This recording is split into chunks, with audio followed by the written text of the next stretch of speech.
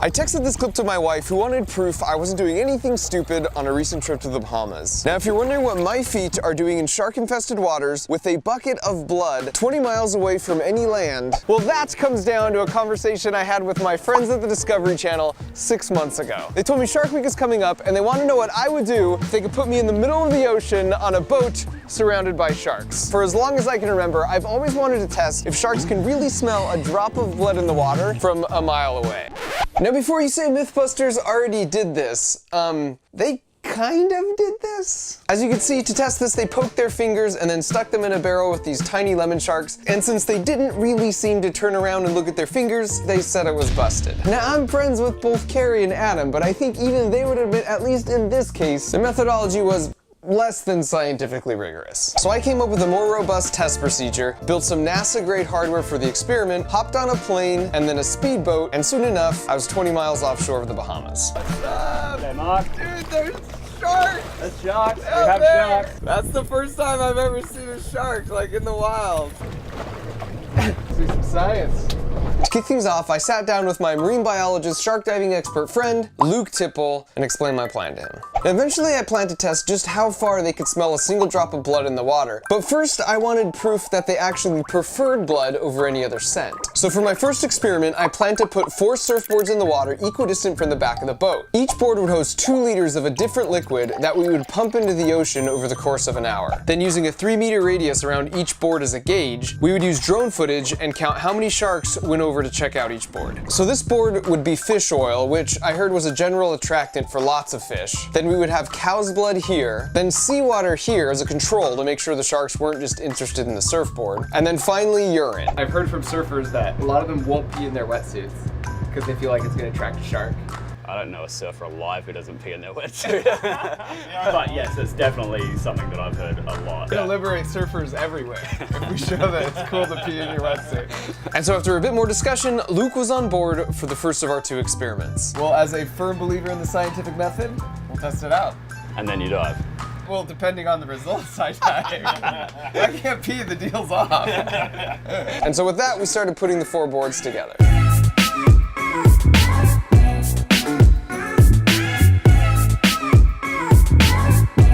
We also started collecting scientific donations from the crew. All right, so now it's time to fill these bags. What do you want to do first, pee or blood? Yeah, you. Let's do pee. Okay. Let's do rock, paper, scissors for who holds the bucket and who holds the bag. Okay, Shoots. I gotta strategize. Okay, I know what it needs to be. Ready? 1, 2, 3, shoot. Yeah! Damn it. Oh, that smells so bad. It's urine. Whoever it is, they need to hydrate, dude. This is gonna be a nightmare. Oh, it's warm. Oh, dude, it's all in my hands. Your pouring sucks. Oh. Okay. Oh, that stinks. No, we're good. All in the name of science. It's a great time of day to be doing this because we have a lot of sharks. Looking down here, we got 3 or 4 lemons on the surface, and I can actually see 2 tigers down on the bottom, and that's actually a massive tiger shark down there. Huge. All right, see if you can do a better job pouring than I did. Oh my gosh. Oh wow. There's a feeding frenzy. Don't move it. It's fine. What do you mean don't move it? I almost lost my hand. You did not. It's not going to jump out of the water. Okay, so we've got seawater as our control, fish oil. Have urine and cow's blood. Let's do it. So while Luke is bravely swimming the 4 surfboards out and anchoring them in place in preparation for the 1-hour countdown, now is a perfect time to explain the cool tech on each board I designed and built from scratch with my buddy Sean Hodgins. For this experiment to be robust, all 4 boards need to start pumping at the exact same time after Luke has them in place. That means we need to somehow start the pumps using a radio signal from the boat. So each surfboard has a waterproof receiver box like this that also hosts the battery, a custom printed circuit board, and 2 Arduinos. Then I have the remote control, and as soon as I hit this button,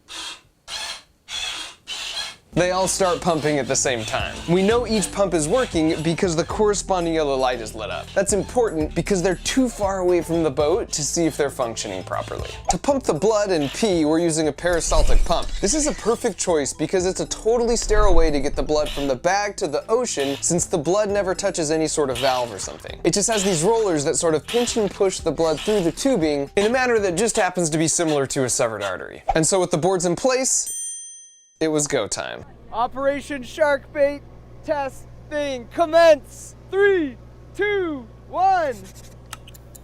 Beep. All 4 are going. We have confirmation. Everything is rolling. The experiment is underway. We'll let them go for an hour, just dripping stuff out. And yeah, we'll see what happens. Okay, Mark, we confirm that all 4 boards are working great. I can see a blood trail as far as I can see on the blood board. We're going to head back to the boat just so we're not a variable in this experiment. And after 10 minutes, I was really surprised there wasn't a lot of action on any of the boards. So far it's pretty interesting. I mean, we've shown if you have a massive cut and you're bleeding out, and there's this many sharks within like 50 yards of you, that they're kind of like, meh.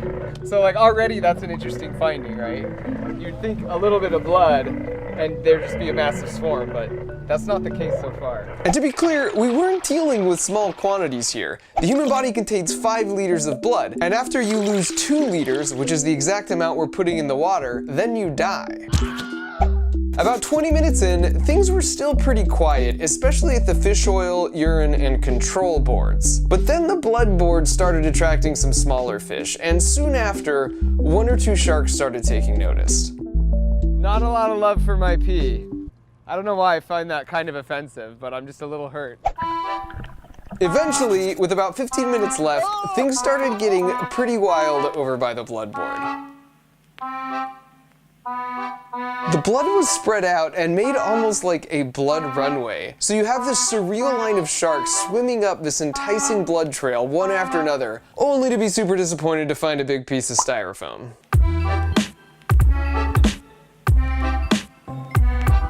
We're almost done. 3, 2, 1. The motors have stopped.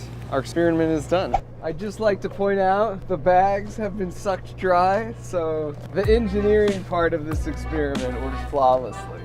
Dude, there were sharks everywhere. Are you serious? Yeah. And there were 2 super pissed off tigers.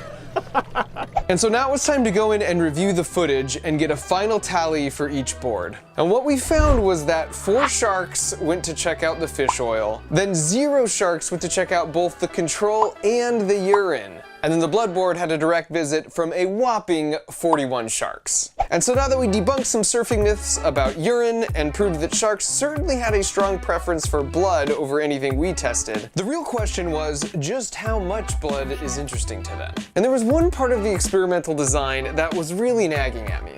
Because that was cow's blood, right? That was cow's blood. You want to do human blood? I want to try human blood. We've got at least 10 living, breathing blood bags around here. It's worth noting, not everyone was as stoked as Luke and I about this idea. Yeah, and then just draw it. We'll just have fresh blood, just mainline it and put it in the water. Why not? Would you be down? I'd be down. Moondog, what do you reckon? Don't look at me, man. You can have all the pee you want, you can't have any blood. So Luke made some calls, and soon enough, we had an amazing certified Bahamian phlebotomist on board. I'm like, oh, I'm totally cool as I like pop the ball. And after some generosity from the camera crew and even Captain Scotty, we had 4 bulging bags of human blood for our second experiment. This is my actual blood. We're to see if sharks have a taste for it. And if they do, I probably won't go freediving with them. For the second experiment, we had 3 boards. Again, we placed the control in the middle. The board over here would pump the human blood slowly at 1 drop a minute, and then on the other side, this board would pump the blood fast, on average 1 drop every 4 seconds. We were able to do that because another cool feature for the boxes we built was that by turning this knob, you can control the flow rate, so over time, they can pump out different amounts. And because sometimes we all have to step up and just do our part, while Luke once again risked his life by placing the 3 boards, I prepared to push a button. 3, 2, 1. Commence! All right, all of them are pumping and good to go. Now the clock's just ticking. We have like 55 more minutes to go. We'll see if the sharks notice it. 1 drop of human blood every 4 seconds may sound like a lot, and it certainly is. But it's also important to note that's 40 times less than the first experiment where we saw so much activity. In this case, halfway into experiment number 2, even though there were tons of sharks still in the area, the boards themselves were pretty quiet. We'll have to see when we look at the footage afterwards, but so far it looks like the answer is no. 5, 4, 3, 2, 1. Experiment's over. And so after the full hour, we brought in the boards and once again reviewed the footage to see that over the course of an hour, 0 sharks checked out the control board, 0 checked out the slow blood pumping board, and exactly 0 sharks checked out the fast one. So this was by no means a perfect experiment, but I think it's safe to qualitatively say that if no sharks came to check out 15 drops of human blood a minute in the middle of shark-infested waters, you're probably gonna be okay with a small scrape. I mean, there certainly won't be some kind of feeding frenzy with a single drop of blood from all sharks within a mile. Now that I had some first-hand data to put my mind at ease, I was willing to try diving with the sharks without a cage, but I had one final experiment. I had a theory that if we secured a 360 camera to the front of a hand spear and then shot it near some sharks, we could create the world's first really cool Matrix-like underwater bullet time effect. So I suited up and got in.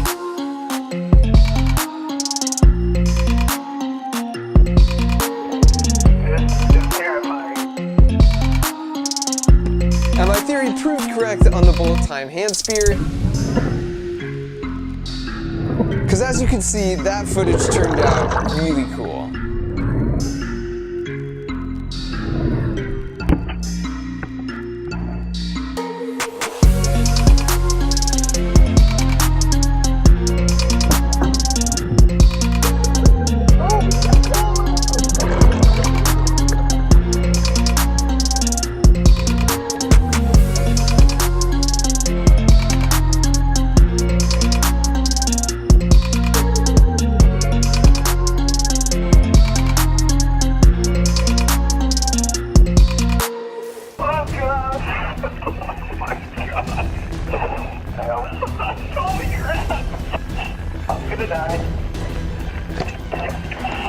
Safety, Luke. Making sense I'm a noob. I know it. They know I'm a noob. On that note, can we call it a night? Let's end on that. That was amazing, man. We got him in like a feeding frenzy at the end. There's like 6 of them all around us. And I lived. I mean, this is shaping up to be a great day. What I'll take home from this shoot is just more evidence of the amazing animal that sharks are, but also the ability to point people in a specific direction to say, hey, your thoughts about them are a little overblown. This experience definitely changed my perception on sharks. I would say I respect them more after seeing their raw power up close, but at the same time, there's less of that fear that comes from ignorance. On top of all that, I didn't die. 14 years ago, when I was just a wee lad working for NASA, I remember getting my first ever bonus check for some work I did on the rover. My whole life, I'd always wanted a really nice pair of headphones, so I splurged and got these bad boys. They're the Bose Quiet Comfort 15s, and as you can see, I have used them extensively for the past 14 years, especially when traveling. In preparation for this trip to the Bahamas, Bose sent me some of their brand new Headphones 700s. So I used them for the whole trip and for the past couple weeks. Now you should know, Bose supported this video, but they didn't give me any specific talking points to say besides tell people what you honestly think. And so after using them for 2 weeks, what I honestly think is that if this represents my old headphones, this represents my new ones. These things are a total game changer, and so here's what I think are the 4 coolest features. First off, the noise canceling is insane. Without actually trying these on, it's really hard to demonstrate on video, but here is my best attempt. With this leaf blower, this is what my voice sounds like on the camera mic, but if you were to call me and I answered on these headphones, this is exactly what my voice would sound like. Number 2, they are totally wireless with a battery charge of 20 hours. This was plenty for me never even to get close to stranded, but if you do run it all the way down, they utilize quick charging. So 15 minutes of charge time from a totally dead battery gives you 3.5 hours of listening. And if your battery is somehow totally dead with no way to charge, you just open this clever compartment and then you just plug them in, and then you can still use them as passive wired headphones. Number 3, they have hands-free mode, so you never need to pull your phone out of your pocket. Hey Alexa, play songs by Andrew Applepie. You can also use the touch-sensitive side to pause, skip songs, and change the volume. And finally, one of the coolest features is conversation mode. This gives you super hearing and uses all 4 mics to actually pass in all the sounds from around you, so you can actually have a conversation with someone without having to take them off. And so while I'm no MKBHD, that's my tech review. I love these things, and they're super comfortable. It's like wearing a pair of clouds over your ears that can totally block out the outside world, but also happen to have amazing sound quality. So thanks to Bose for making an amazing product, and thanks to you for watching.